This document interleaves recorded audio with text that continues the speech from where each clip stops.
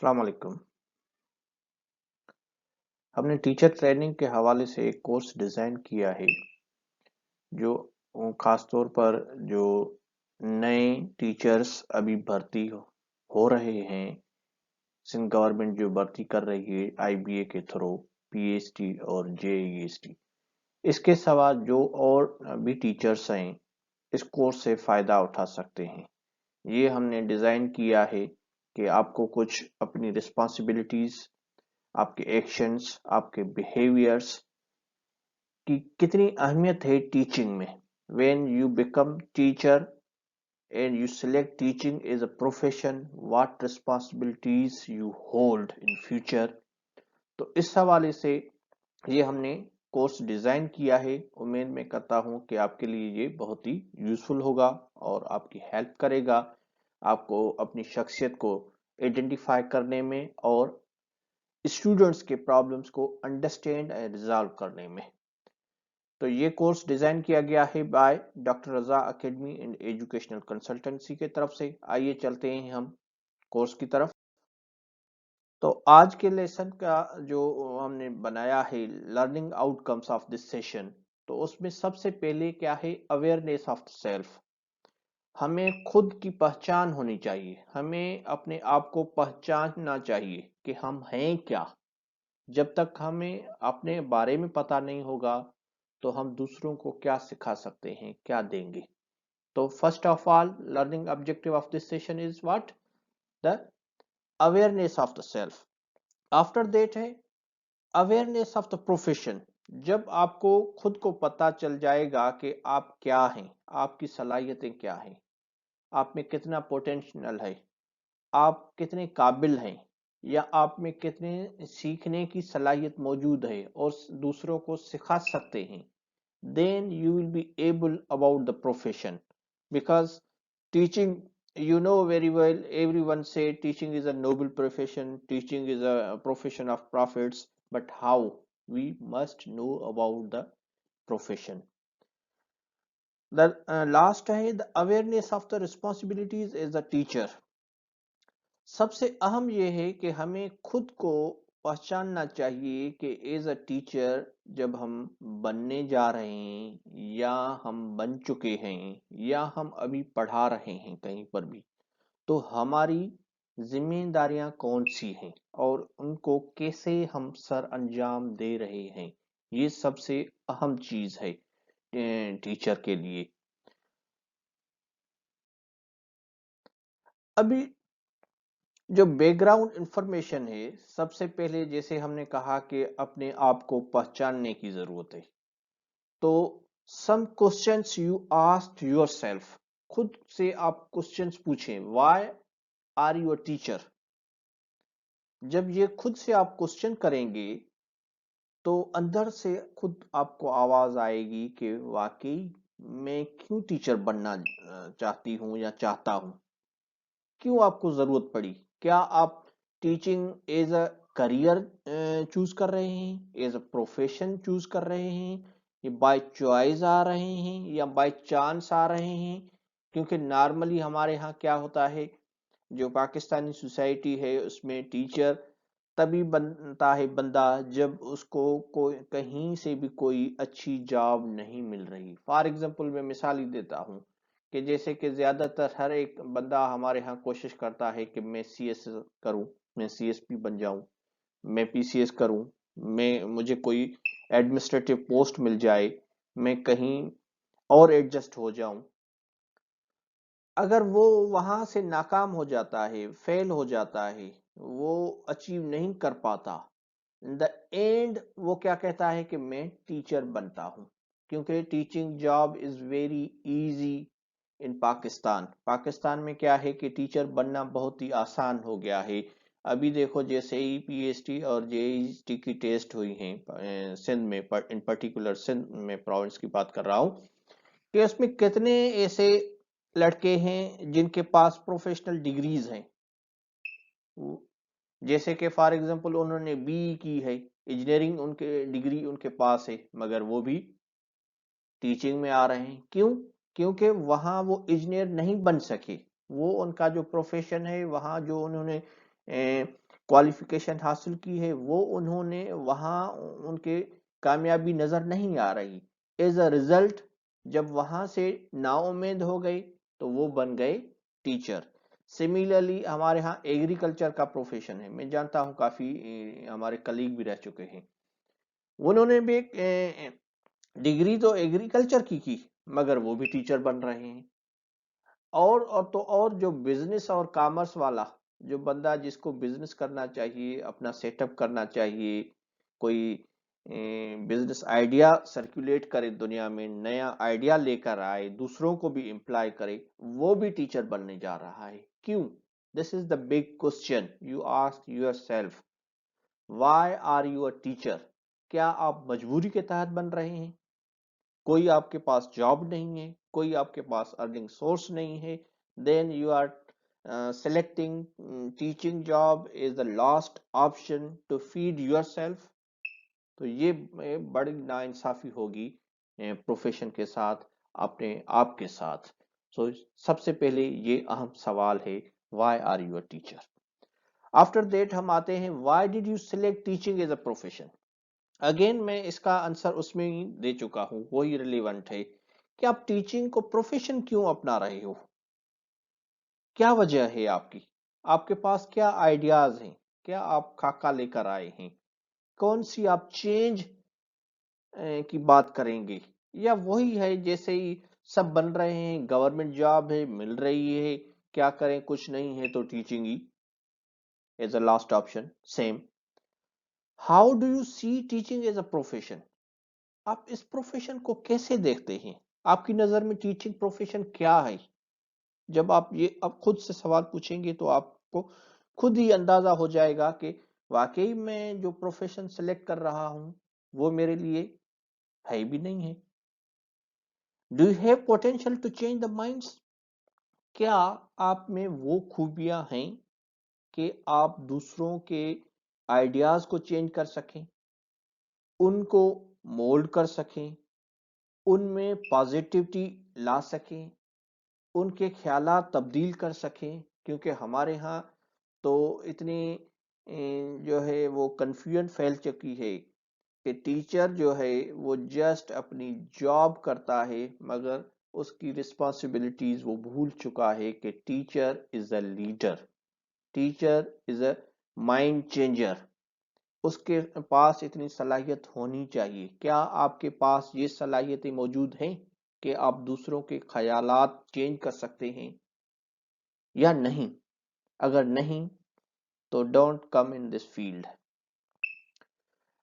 Does your personality suit to teaching profession. अभी यहाँ जो पर्सनैलिटी है इसको आप फोकस करें। पर्सनैलिटी का मकसद ये नहीं है कि this is your appearance. Personality का यहाँ ये मकसद है कि आपका एटीट्यूड, आपका बिहेवियर कैसा है, आपका एप्टीट्यूड कैसा है, how you talk, do you talk softly, your nature is a kind or your nature is a hard। क्योंकि टीचिंग जो प्रोफेशन है वहां आपको ज्यादा से ज्यादा आप में पेशेंस होनी चाहिए। क्योंकि ज्यादातर आप बनने जा रहे हो प्राइमरी स्कूल टीचर या elementary school teacher. Primary school teacher तो वो होता है, फॉर एग्जांपल वहां तो बच्चे छोटे छोटे होते हैं, 5 साल से 10 साल की एज वाले। तो आपकी पर्सनैलिटी में कितना ठहराव है, क्या आप उनके साथ कोप कर सकते हैं, क्या आप उनके साथ कंप्रोमाइज कर सकते हैं? क्योंकि वो तो बिल्कुल ही इनोसेंट बच्चे होंगे, उनके दिमाग में काफी सारे क्वेश्चंस आएंगे। क्या आप उनको एड्रेस कर सकते हैं, उनको सुन सकते हैं? ये अपने आप को चेक करना जरूरी है कि does your personality suit to teaching profession. आपकी पर्सनैलिटी सूट करती है या नहीं करती। क्योंकि इन माजी में क्या होता था कि गवर्नमेंट ऐसे ही टीचर बना देती थी किसी वडेरे के कहने पर, किसी सियासतदान के कहने पर, वो क्योंकि उनके पास जॉब होती थी कि भाई कोई नहीं टीचिंग करोगे, हाँ जी, तो वो टीचर बन जाता था। वो टीचर नहीं होता था, वो एक पुलिस ऑफिसर होता था, जैसे सूबेदार हम कहते हैं, कि वो डंडा लेकर सारों को जो है वो पीटता रहता था। तो क्या वो आप टीचर बनने जा रहे हो, या आपके पास कुछ विजन है? तो टीचर के पास जो है पेशेंस होनी चाहिए, उसकी काइंड होनी चाहिए, वो सॉफ्ट होना चाहिए, तभी वो टीचर बन सकता है, तभी वो कुछ चेंज ला सकता है। नाउ टीचर एंड टीचिंग, आइए हम देखते हैं तो टीचर है क्या। As a teacher our job is not only to prepare our students for something, but our job is also to prepare them for the world. अभी देखो यहाँ इसमें बड़ी बात है।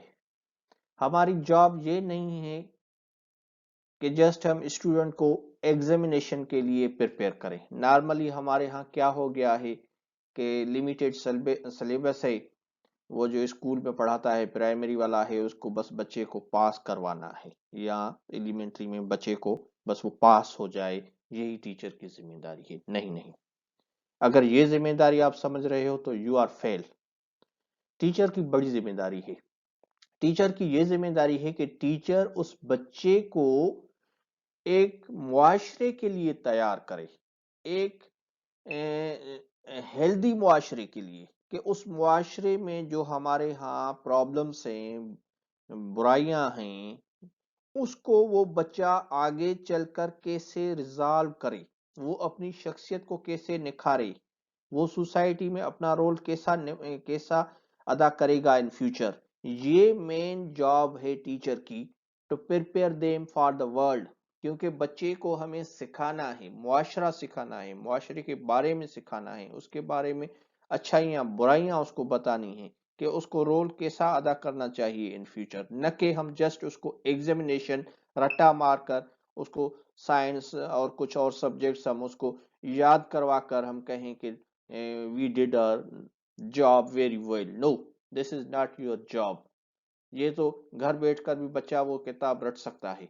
तो आपकी जॉब है उसमें इखलाकियात, उसमें उसको एजुकेट करें, उसको अवेयर करें about the world and world problems. तभी वो आपका जो प्रोफेशन है या आपकी वो जो जिम्मेदारी है, वो तभी आप अदा कर सकते हैं। इसका सेकंड पार्ट है, जो आइंस्टाइन आपने सुना होगा, is a very popular scientist. वो क्या कहता है टीचिंग के बारे में? Teaching is a supreme art. यहां मैं फोकस कर रहा हूं सुप्रीम पर। आर्ट तो आपको पता है। Where a teacher awakens joy in creative expression in knowledge. अभी क्या यहाँ teaching is a supreme art, art तो है ही है, मगर क्या कह रहा है, सुप्रीम आर्ट है। Supreme art is more bigger, more big word. Means आपको इतना फन आना चाहिए, आप इतने फनकार हो, आप में इतनी सलाहियतें हो कि आप अवेकिन्स जॉय। अवेकिन्स, अगेन यहाँ फोकस है वर्ड अवेकिन्स पर। आप जगा सकें, आप उसकी जो जॉय है, खुशी है इन क्रिएटिव एक्सप्रेशन इन नॉलेज। क्योंकि जो आप उसको दे रहे हैं, जो आप पढ़ा रहे हैं, क्या उसकी जो हिडन एबिलिटीज है उसको आप जगाएं। जब उसकी जाग जाएगी हिडन एबिलिटीज, उसकी क्रिएटिव अप्रोच जाग जाएगी, तो वो खुद ब खुद नॉलेज का मतलाशी हो जाएगा, वो खुद ब खुद नॉलेज ढूंढने लग पड़ेगा। तो यही मेन चीजें हैं टीचर की, कि उनकी जो हिडन एबिलिटीज हैं, कैपेसिटीज हैं, कैपेबिलिटीज हैं बच्चे की, उनको अवेकन करे, वो बच्चा खुद ब खुद ऊपर आ जाएगा।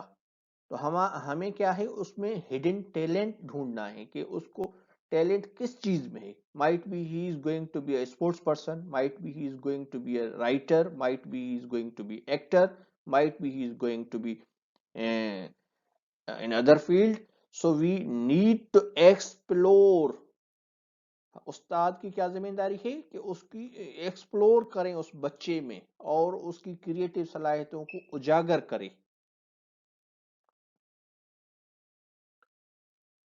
अभी इसके बाद ये है कि आप अपना पर्सनैलिटी एनालिसिस करें फॉर टीचिंग के लिए। When you are going to this field, और you are soon will be the teacher, अपने आप में आप देखें कि आपकी personality, not all, some of them I have written here, वैसे तो काफी सारी हैं मगर कुछ इसमें आप में होनी चाहिए बीइंग अ टीचर।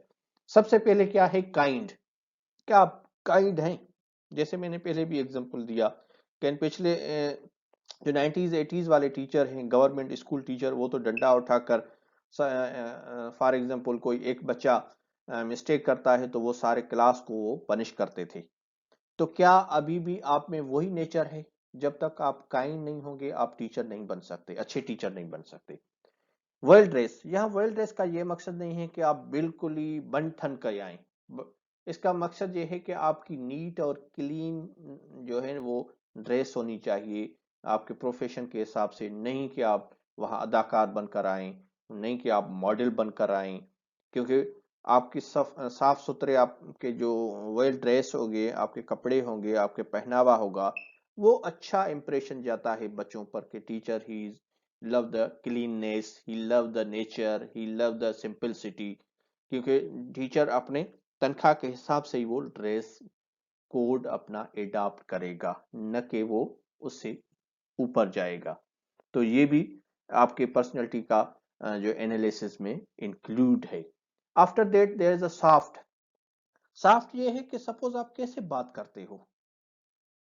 जैसे हम नॉर्मली, क्या स्टूडेंट आपसे क्वेश्चन पूछ रहा है तो आप क्या उसको डांटते हो, या उसे आप सुनते हो, आराम से सुनते हो, उसके बाद उसको आंसर देते हो। या नॉर्मली क्या होता है, यहाँ हम क्या करते हैं कि बच्चों के साथ जो हमारा रवैया होता है वो रूखा होता है।